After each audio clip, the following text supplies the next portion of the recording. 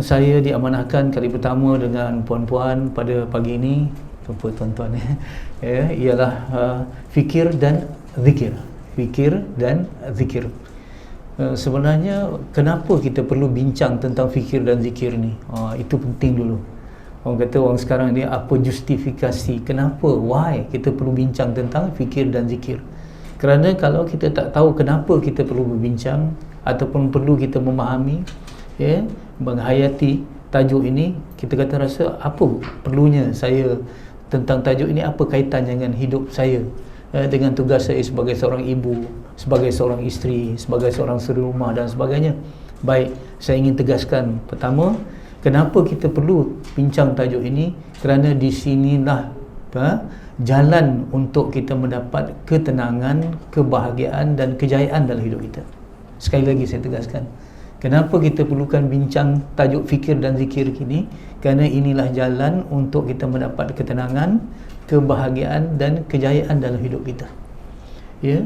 Kalau kita lihat, manusia akan terkapa-kapa dan teraba-raba untuk mencari apa erti kejayaan. Saya ada terbaca sebuah buku yang ditulis oleh John C. Maxwell, ini penulis barat, dalam bukunya Roadmap to Success. Dia kata manusia bukan tak boleh berjaya, tetapi cabaran utama kepada manusia ialah manusia tak tahu apa erti kejayaan yang sebenar. Bukan manusia tak boleh berjaya, tetapi manusia tak tahu apa erti kejayaan yang sebenar. Jadi manusia ni tercari-cari sesuatu yang dia tak pasti. Kalau dia tercari-cari sesuatu yang dia tidak pasti, sampai bila dia tak akan jumpa? Betul? Kalau kita cari suatu benda yang kita tak tahu, sampai bila kita tidak akan menemuinya? Jadi manusia ni bukan tak boleh berjaya, tapi tak tahu erti kejayaan yang sebenarnya. Sebab tu ramai orang yang tak berjaya, ramai orang tak bahagia dan ramai orang tak tenang. Subhanallah, Allah Subhanahu Wa Taala menegaskan erti kejayaan yang sebenar di dalam Al-Quran. Kalau kita tengok di sana ada kalimah al-falah, orang-orang yang masuk ke dalam syurga dan sebagainya, orang yang khusyuk dalam solatnya, orang yang menunaikan amanah, orang yang menjaga dirinya pada surah Al-Mu'minun, kita jelas. Tetapi asasnya untuk kita bahagia dalam hidup ini, untuk kita berjaya dalam hidup ini, untuk kita tenang dalam hidup ini, kena jalankan dua peranan manusia di atas muka bumi. Dua peranan manusia di atas muka bumi, reason for our existence. Kerana dua ni, kalau jalankan peranan ini, insya-Allah kita akan bahagia. Iaitu tujuan kita diciptakan. Jadi first thing first, perkara pertama dan utama, kita kena tahu dulu apa tujuan kita diciptakan di atas muka bumi.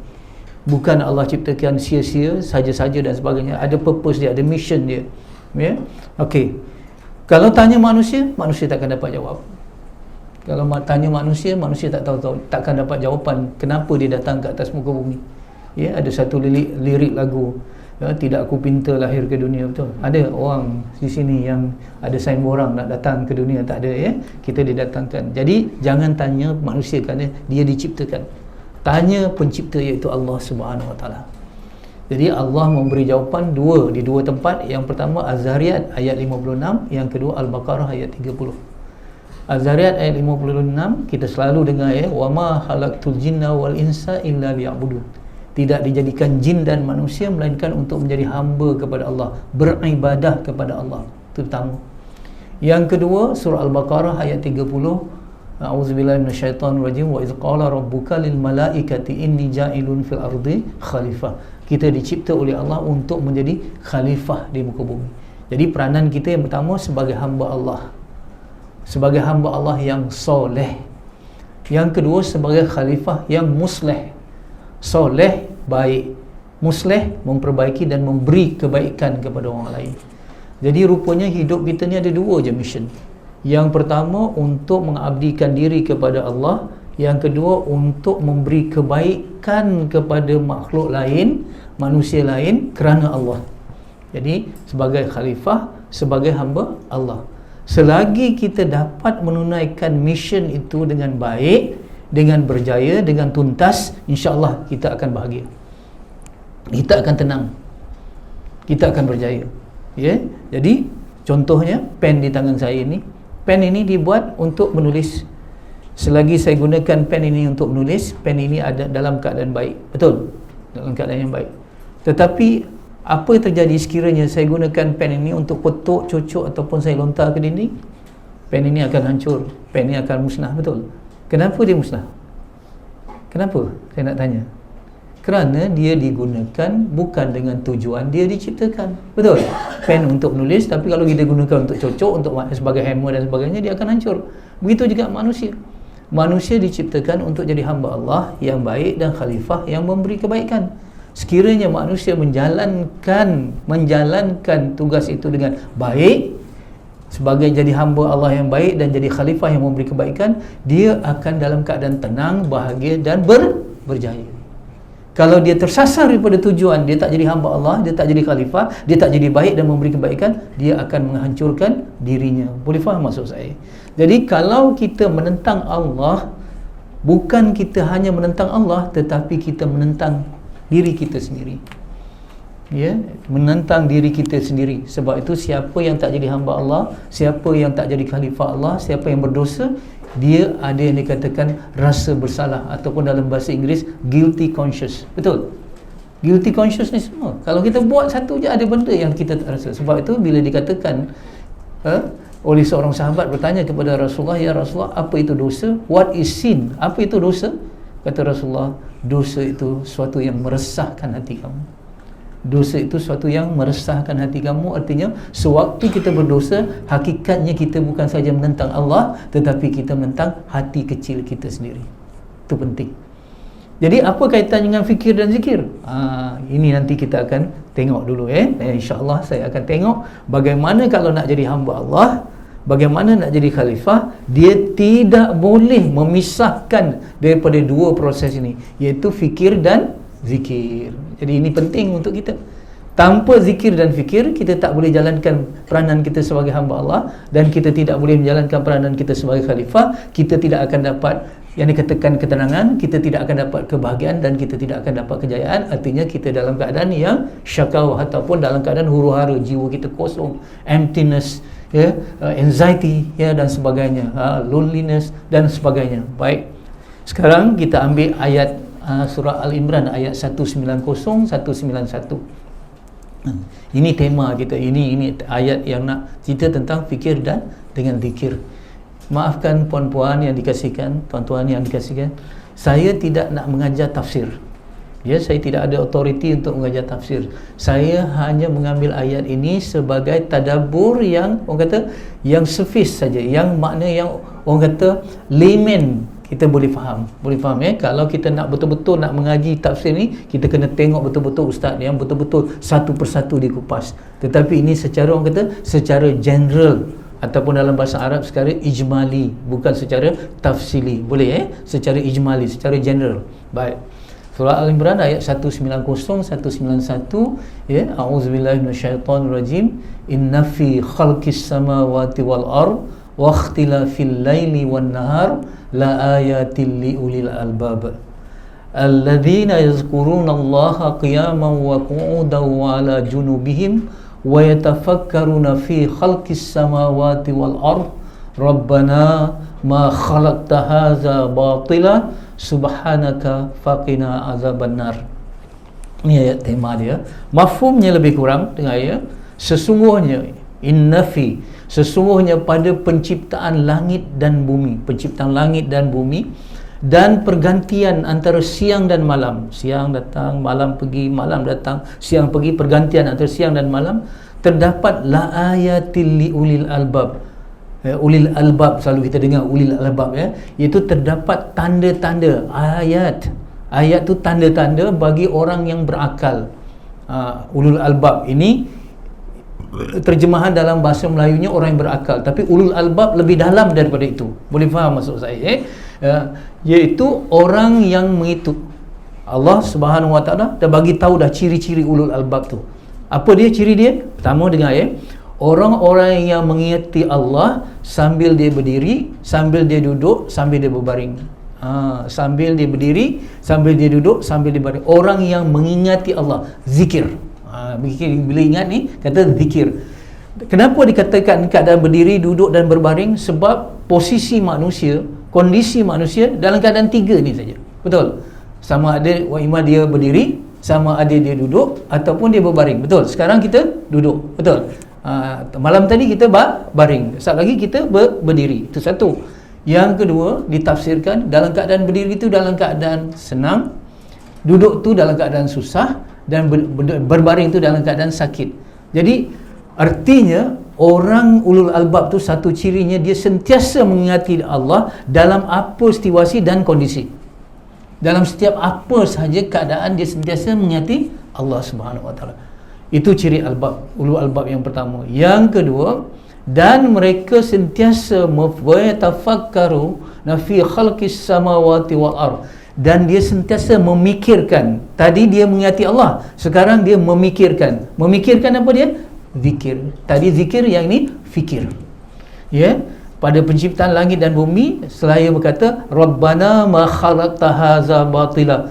Bila dia fikir, dia zikir, tadi dia kata impak dia apa? Allah tak ciptakan semua ni dengan sia-sia. Allah tak cipta semua dengan sia-sia. Ya, mesti ada yang tersirat. Mesti ada makna, mesti ada tujuan, mesti ada purpose benda ni. Ya. Maha suci Allah. Terus dia mensucikan Allah. Subhanaka faqina azabannar. Terus dia mengati neraka. Terus dilihat dunia penciptaannya, terus dia kata minta lindung daripada api neraka. Maksudnya bila dia nampak dunia ni, terus dia teringat pada penciptaan yang kedua, iaitu penciptaan di akhirat. Ada sense of the end. Terus dirasa begitu. Baik, sekarang kita tengok ayat ini. Ayat ini yang menyebabkan Rasulullah sallallahu alaihi wasallam menangis dua kali. Dua kali ayat ini menyebabkan Rasulullah menangis. Kita tadi baca steady je, tak ada apa-apa kan. Tapi Rasulullah menangis ayat ni waktu dia pertama diturunkan. Satu ketika di Madinah, selepas Bilal bin Rabah radhiyallahu anhu, muazzin Rasulullah, mengazankan dah waktu subuh. Anehnya pada pagi itu Rasulullah tidak seperti mana kebiasaannya. Rasulullah dah ada di tempat sembahyang di dalam masjid. Tapi hari ini Rasulullah tak keluar-keluar.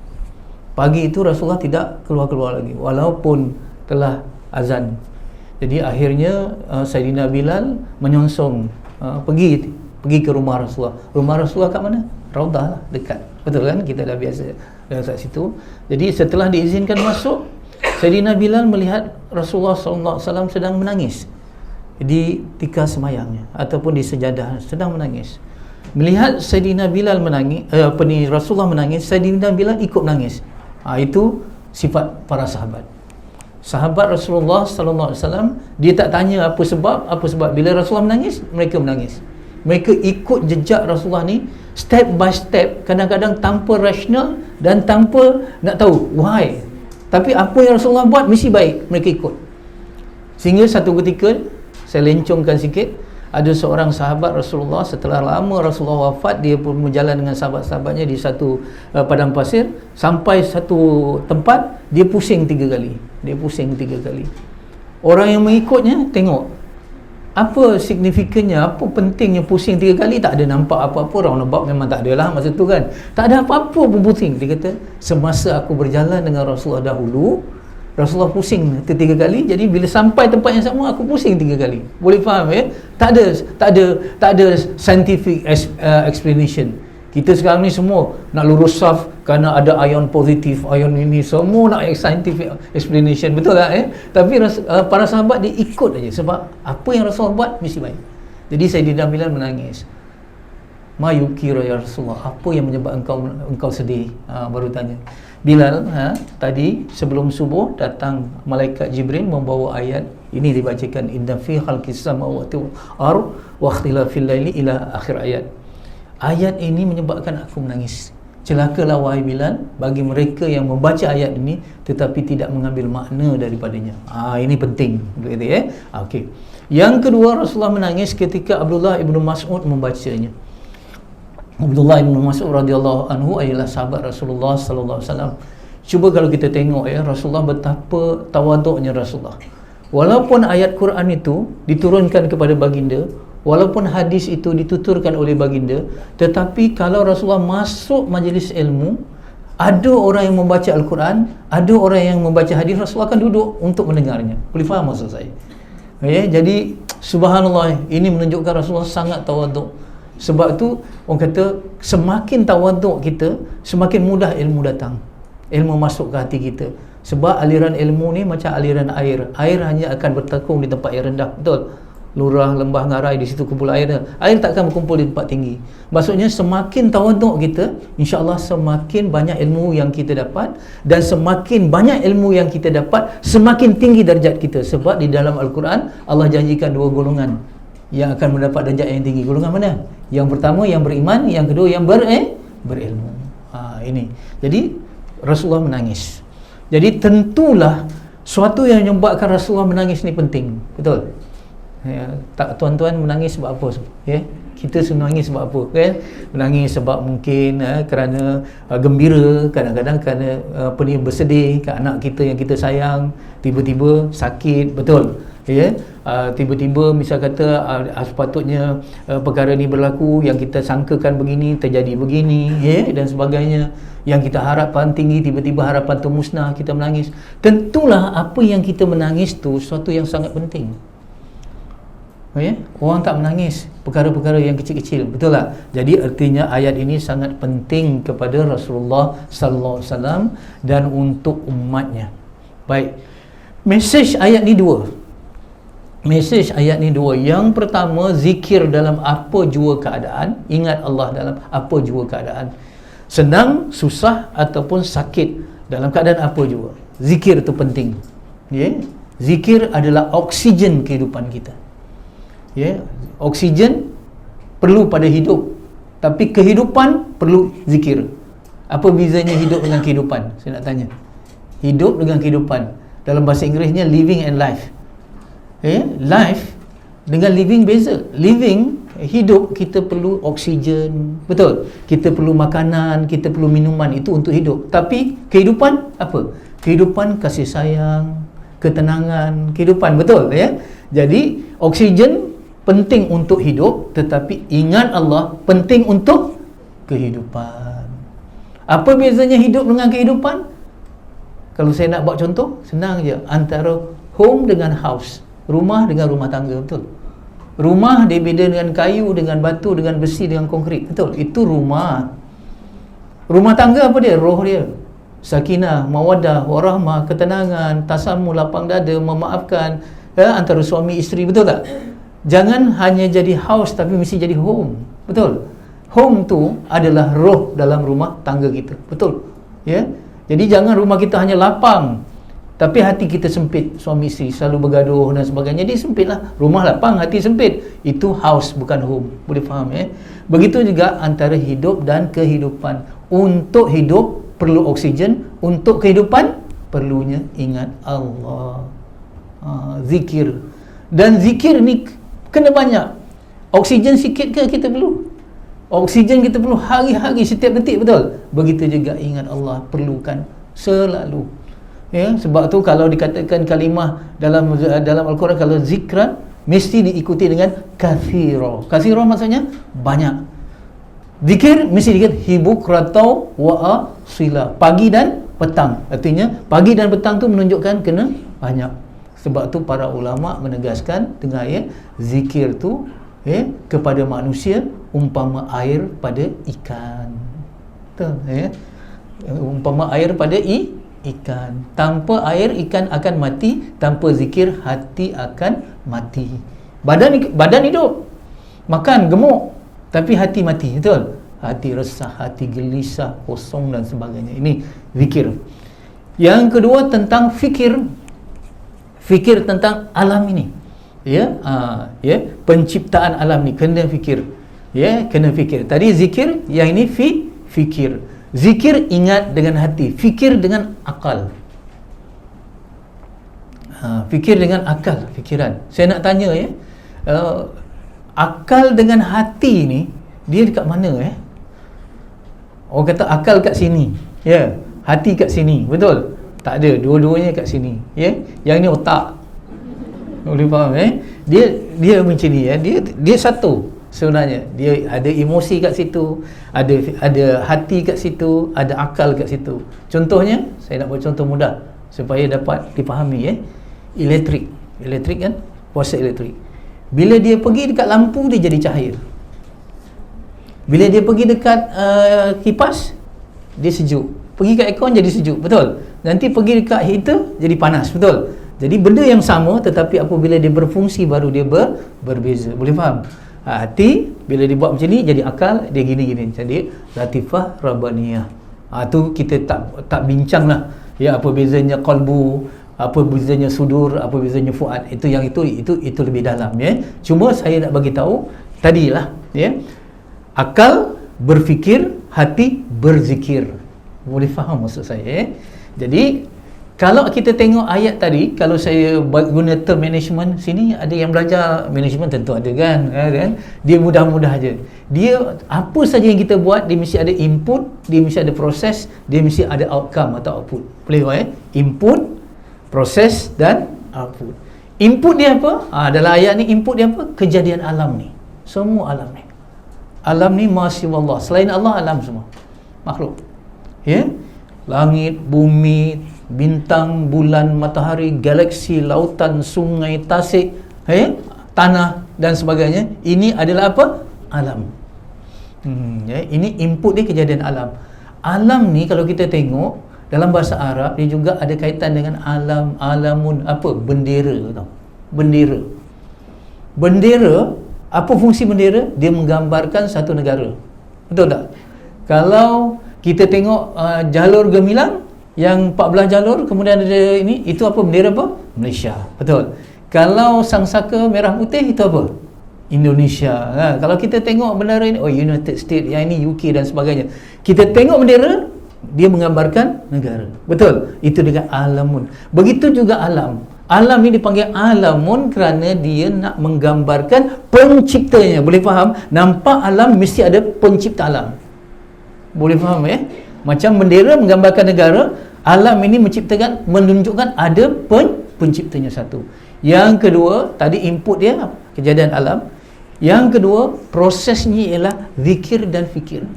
Proses dia kena zikir dan fikir. Alam, input, proses dia zikir dan fikir. Output dia apa? Insaf. Rabbana ma khalaqta hadza batila subhanaka faqina azabannar. Rasa datang satu awareness, satu reflection, satu apa, keinsafan dalam diri kita. Semua ni tak dicipta oleh Allah sia-sia, dan minta selamat daripada api neraka. Itu dia punya output, outcome dia. Boleh faham, ya? Jadi kalau kita tengok alam tanpa proses, tak akan ada impak. Boleh faham, ya? Hari-hari orang tengok alam. Hari ni kita tengok matahari, tengok, betul? Tengok gitu sajalah. Tengok langit, tengok pokok-pokok tadi, tengok, betul. Dalam perjalanan kita drive ke sini, kita tengok semua, betul. Tapi apakah kita menjalankan proses dia? Proses dia apa? Zikir dan fikir.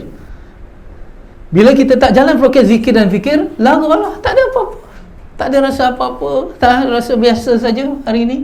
Sebab tu nikmat itu bila terasa, bila dia tak ada. Saya nak tanya betul-betul, orang kata dari hati ke hati, frankly speaking, orang kata, ada tak siapa-siapa yang masuk dari pintu tadi, termasuk saya lah, bukan kata orang, saya masuk daripada pintu tadi, masuk ke dalam dewan ni, syukur ada kipas, syukur ada lampu, syukur ada aircon, betul? Tak ada, saya rasa kita duduk biasa je. Bila kita terasa, saat lagi tiba-tiba aircon rosak, blackout dan semua, Allah, baru rasa nikmat, baru terasa bila tak ada. Sebab itu banyak orang yang lalai, ya? Kita tak hitung kesyukuran kita, yang kita hitung kesukaran kita. Betul? Untuk bahagia kita kena hitung kesyukuran kita. Oh, syukur. Kena hitung kesyukuran kita, jangan hitung kesukaran kita. Bila dah tak ada lampu, barulah tadi. Kita dah tua-tua ni, saya minta maaf lah kalau orang yang ada muda-muda kat sini terasa hati pula, kalau saya dah tua ni, dah 60, kata doktor-doktor yang psikologi ni, kita kena syukur kalau kita dapat bernafas, kita kena syukur kita dapat minum air, kita syukur dapat buang air dengan baik, syukurlah. Sekarang ni ramai orang tak ada itu, betul. Kecil-kecil pun kita syukur. Bila kita syukur benda yang kecil-kecil, apa yang terjadi? La in syakartum la azidannakum.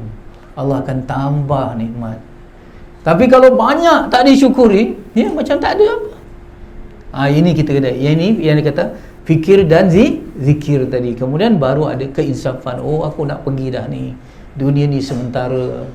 Dulu aku datang dari perut ibu aku, alam rahim, aku duduk, itulah aku rasa dunia yang paling besar, yang paling selesa. Rupa-rupanya bila lahir ke alam dunia ada lebih luas lagi daripada alam rahim. Betul? Nanti kita akan pindah nanti ke alam kubur, alam akhirat. Alam akhirat lebih luas lagi daripada alam dunia yang aku tinggalkan. Seperti mana aku tercengang, aku terkesima apabila keluar daripada alam rahim dalam perut ibu, melihat dunia yang ada matahari, yang ada bulan, yang ada ini begitu besar. Nanti kalau di akhirat kita nampak syurga, kita nampak neraka lagi besar. Boleh faham maksud saya? Ini yang dikatakan Rabbana ma khalaqta hadza batila subhanaka faqina azabannar.